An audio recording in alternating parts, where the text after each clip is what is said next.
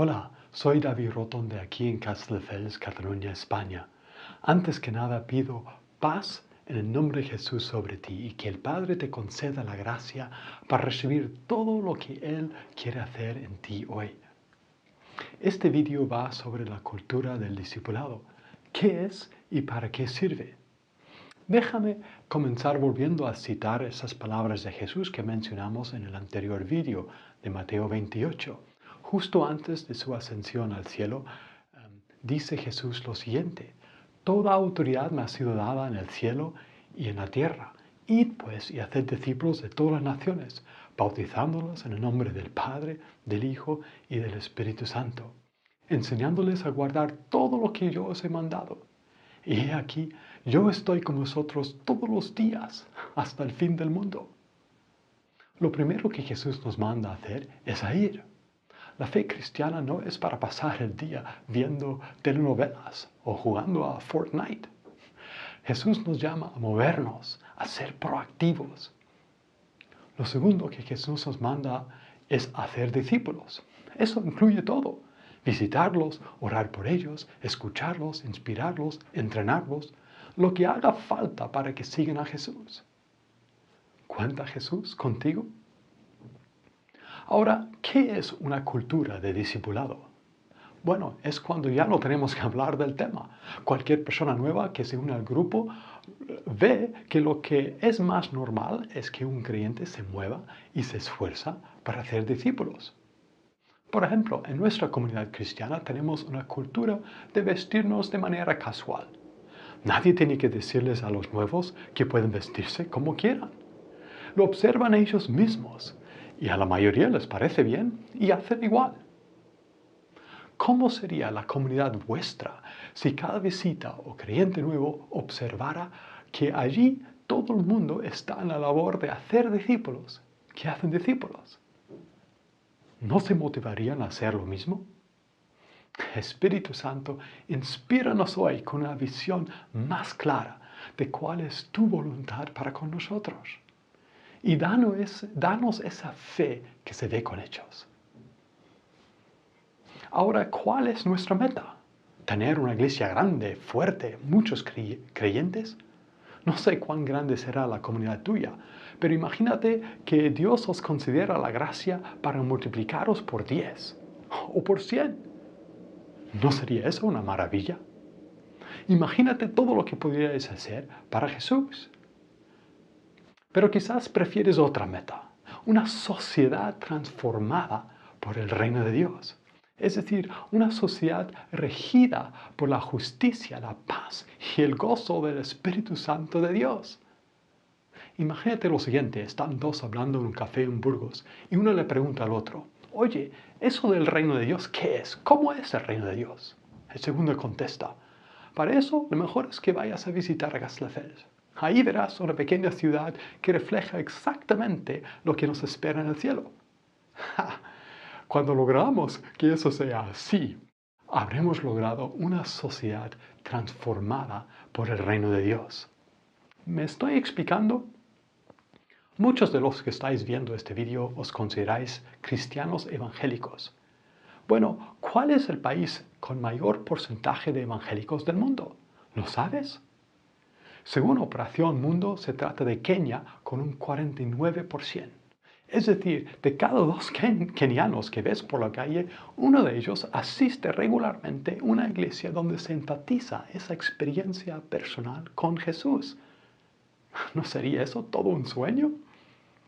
No obstante, según el índice de corrupción percibida, Kenia ocupa tan solo el lugar 143 de los 180 países de la lista. Es decir, a pesar de que la gente asiste tan fielmente a la iglesia, la sociedad en general aún no ha logrado superar esa corrupción tan extendida. ¿Entendéis lo que quiero señalar con esto? Por cierto, España ocupa el lugar 42 del ranking. Así que, bueno, sin comentarios. Ahora, El Salvador tiene un 32% de evangélicos, es decir, entras en un bus y de cada 3 que están ahí sentados, uno de ellos asiste a una iglesia donde enseñan la Biblia, el arrepentimiento, la relación personal con Dios. Desde nuestra perspectiva en Cataluña, eso también es casi inconcebible. Sin embargo, en cuanto a índice de homicidios, por desgracia, El Salvador lidera el mundo. De alguna manera, el Evangelio aparentemente tan difundido no ha logrado penetrar y redimir la sociedad. ¿Soñamos con algo más? Espíritu Santo, ¿cuáles son tus planes, tus propósitos, sueños para con nuestras ciudades? ¿Qué podemos hacer nosotros para contribuir contigo? Id, pues, y haced discípulos de todas las naciones, bautizándolos en el nombre del Padre, el Hijo y el Espíritu Santo, enseñándoles a guardar todo lo que yo os he enseñado. Y he aquí yo estoy con vosotros todos los días hasta el fin del mundo. Hacer discípulos implica mucho más que juntar una multitud en un culto. Eso está bien, pero no es suficiente. Es mucho más que predicar la Biblia. Eso está muy bien, pero tampoco es suficiente. Es entrenar a las personas a obedecer a Jesús en la vida diaria. Que traten a sus esposas como lo haría Jesús. Que eduquen a sus hijos como lo haría Jesús. Que estudien o trabajen en sus empresas como lo haría Jesús. Que rechacen los sobornos. Que perdonen a los que los ofenden. ¿Soy yo un discípulo de Jesús? Oye, ¿qué es un discípulo de Jesús? Podríamos dar muchas buenas respuestas a esa pregunta, pero yo creo que la mejor y la más sencilla definición podemos encontrar en lo que Jesús mismo dice en Juan 10, 27. Mis ovejas oyen mi voz y yo las conozco y me siguen.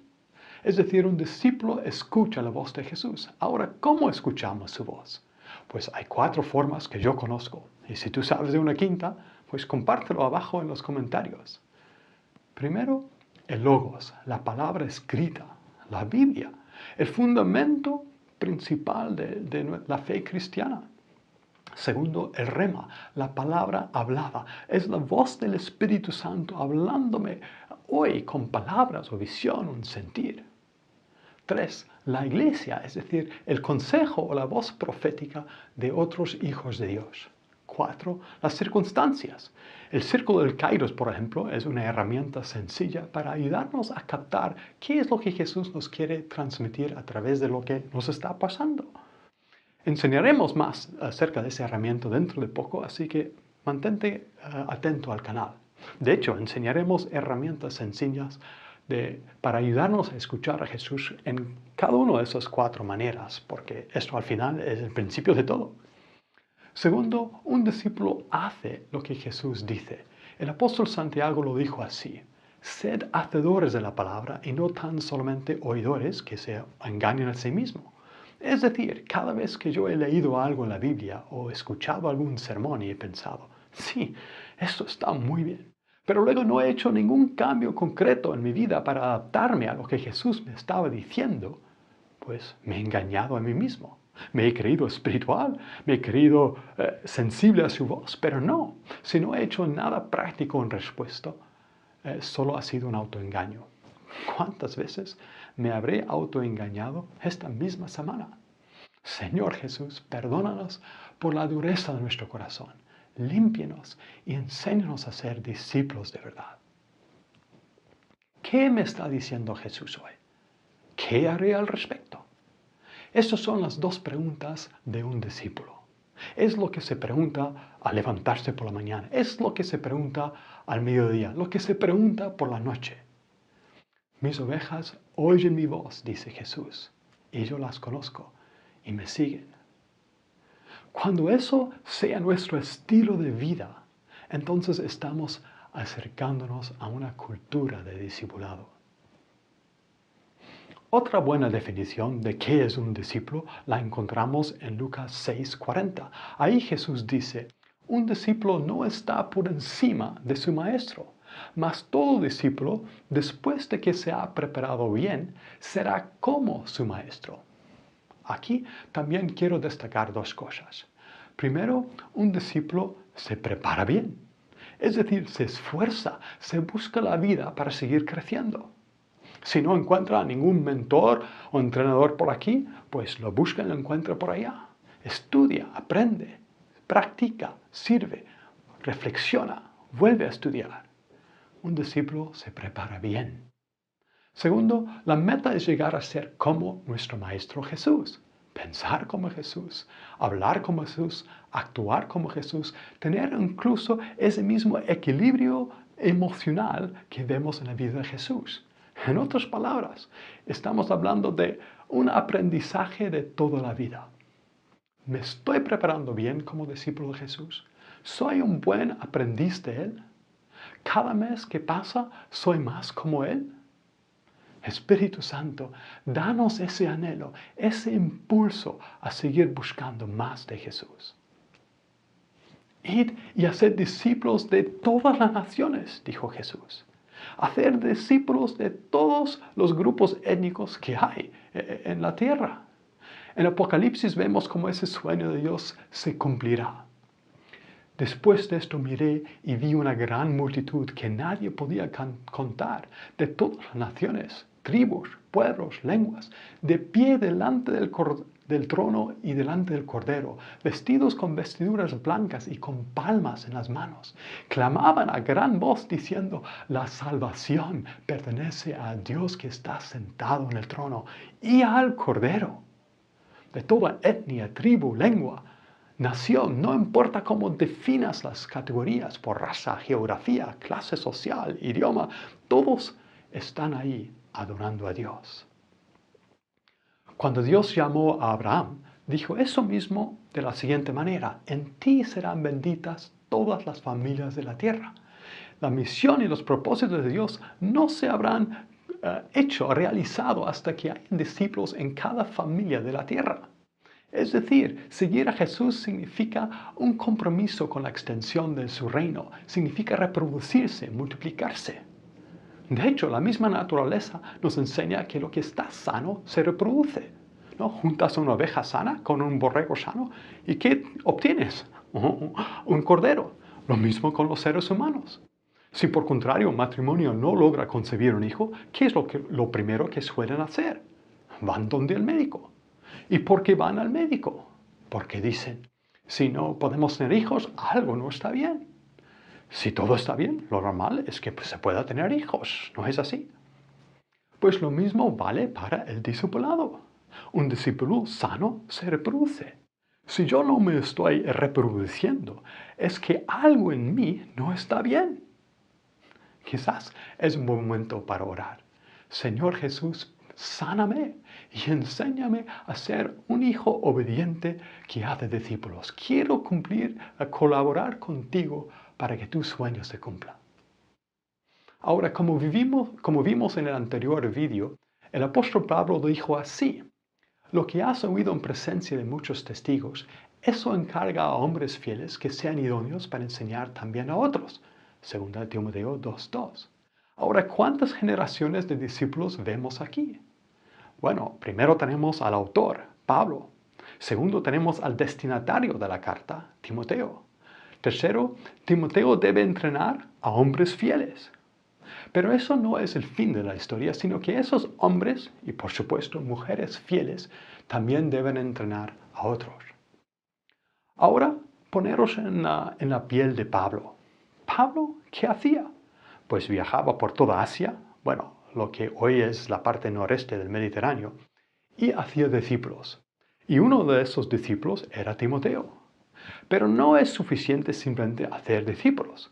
Pablo también se preocupa que sus discípulos, como Timoteo, sean sanos y se reproduzcan. En este caso, en los hombres y mujeres fieles. No obstante, eso tampoco es suficiente para Pablo. No solamente se preocupa por la tercera generación de discípulos, sino también por la cuarta. ¿Y yo? ¿Quiénes son mis discípulos? ¿Quiénes son o serán los discípulos de ellos? ¿Y en quiénes se reproducirán los discípulos de mis discípulos? ¿Pienso yo como Jesús piensa? ¿O necesito arrepentirme?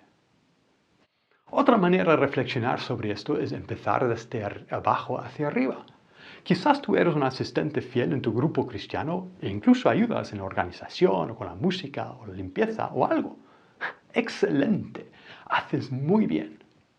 Pero quizás Jesús te está retando hoy para que crezcas y subas al próximo nivel. Quizás te llama a ser un testigo. Un testigo no solamente asiste fielmente a la reunión y ayuda con lo que haga falta, sino que también trae a sus amigos, familiares, compañeros, los lleva a la reunión y ahí ayuda a que se encuentren con Jesús, se deciden por Él y comienzan su propio proceso de discipulado. Si eres un testigo, excelente, haces una labor muy clave para el reino de Dios. Pero quizás Jesús te está retando hoy a crecer y subir al próximo nivel. Quizás te llama a ser un hacedor de discípulos. Un hacedor de discípulos no meramente trae a la gente a la reunión para que otros los entrenan, sino que se ocupa él o ella misma de entrenarlos en escuchar y obedecer a Jesús. Si eres un hacedor de discípulos, fenomenal. Estás haciendo una labor muy importante para el reino de Dios. Pero quizás Jesús te está retando hoy a crecer y subir al próximo nivel. Quizás te llama a ser un entrenador de hacedores de discípulos. Es decir, uno que no solamente entrena a las personas en escuchar y obedecer a Jesús, sino que además los entrena a ayudar a otros a experimentar, conocer, oír, seguir a Jesús. ¿Entiendes? Porque esta labor puede ser todavía más clave. Esta es la esencia del discipulado 222. Esto es crear una cultura de discipulado. Ahora, ¿dónde te ubicas tú en este momento? ¿Eres un asistente y ayudante? ¿Eres un testigo? ¿Eres un hacedor de discípulos? ¿O estás entrenando y mentoreando a los que ya están en la labor de hacer discípulos por su cuenta? ¿Hasta dónde te quiere mover Jesús? ¿Qué sientes en tu corazón? ¿Qué vas a hacer al respecto? ¿Cuáles cambios te propones esta misma semana para no caer en ese autoengaño de escuchar a Jesús, pero no hacer nada? Espíritu Santo, háblame, renueva mi fe, mi pasión, mis fuerzas para cumplir con todo lo que tú has soñado para mí. Aquí acabamos. Gracias por ver el vídeo. Si te sirvió de algo, antes de irte, dale un me gusta. Y si aún no lo has hecho, suscríbete al canal. Y si no has visto el primer vídeo con la presentación del canal, te animo a que lo veas ahora mismo. Luego, sigue atento para el próximo vídeo que se llamará 7 valores del discipulado 222, que nos distingue de los acercamientos más clásicos. Ahí daré una mejor explicación de los conceptos y principios que forman la base de nuestro enfoque. Pero ahora me despido con una oración. Señor Jesús, pido por la persona que está viendo este vídeo ahora mismo para que tú la llenes nuevamente con tu Espíritu Santo y del poder para poder hacer todo lo que tú le has mandado hacer hoy. La paz de Jesús sea contigo. Amén.